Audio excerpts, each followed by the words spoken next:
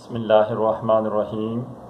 ملیر سعود آباد کراچی سے group member of دعوت حق محترم جناب شیخ اظہر قریشی بھائی صاحب نے پوچھا ہے کہ آج کل ڈاکٹر ذاکر نائک صاحب جو ہے نا وہ کراچی پاکستان کے دورے پر ہیں، اور انہوں نے اپنی ایک ویڈیو میں یہ بتایا کہ حلال جانوروں کا پیشاب و پخانہ پاک ہے۔ آپ اس بارے میں شرعی رہنمائی فرما دیں۔ میرے محترم بھائی،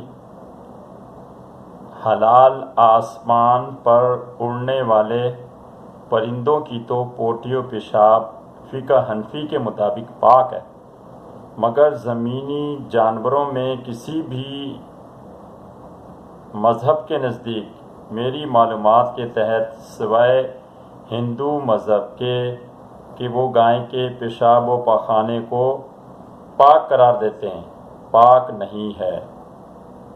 یہاں یہ بات یاد رکھیں کہ کچھ لوگ اسکالر تو ضرور ہیں مگر عالم و فاضل نہیں ہیں، انہی میں ڈاکٹر ذاکر نائک صاحب کا بھی شمار ہوتا ہے۔ آج سے 21 سال پہلے جب میری شادی ہوئی تو میرے منع کرنے کے باوجود جہیز میں میری بیوی ٹی وی لے کر آ گئی، اور شروع کے کچھ دنوں میں میرے ہاں ٹی وی بھی چلا۔ حالانکہ تمام عمر میرے گھر میں ٹی وی نہیں تھا، میں اور میری والدہ ہمیشہ اس کے خلاف رہے اور اس کو اپنے گھر میں نہیں آنے دیا۔ تو جب بھی یعنی کہ ٹی وی چلتا میرے ہاں شروع میں جو چلا، تو بعد میں پھر وہ میں نے یعنی کہ اس کو بیچ دیا۔ تو جب وہ ٹی وی چلتا، ٹی وی پر ڈاکٹر صاحب آ جاتے تو میں فوراً ان کو ہٹا دیتا۔ میری بیوی نے پوچھا کہ آپ ایسا کیوں کرتے ہیں؟ تو میں نے کہا میں جب ان کی صورت دیکھتا ہوں تو مجھے یہ شخص صحیح نہیں لگتا۔ اس وقت تک میرے خیال کے مطابق ڈاکٹر صاحب کے خلاف فتوے بھی نہیں آئے تھے۔ پھر بعد میں دارالعلوم دیوبند انڈیا، دارالعلوم بنوری ٹاؤن کراچی، بریلوی مکتبہ فکر اور دیگر مکتبہ فکر کے علماء کرام کے فتوے ان کے خلاف آئے۔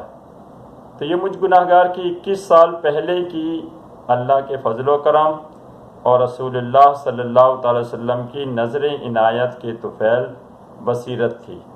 الحمدللہ، اللہ کا شکر ہے۔ اللہ ہمیں گمراہی اور گمراہوں سے محفوظ و مامون فرمائے۔ دین اسلام میں کئی اسکالر پائے جاتے ہیں جو گمراہی پھیلا رہے ہیں، انہی میں ڈاکٹر ذاکر نائک کا بھی شمار ہوتا ہے کہ جو غیروں کی کتب پڑھ پڑھ کے گمراہی کے رستے پر چل پڑے ہیں۔ ہمیشہ مستند عالم و فاضل کی دینی باتیں سنیں۔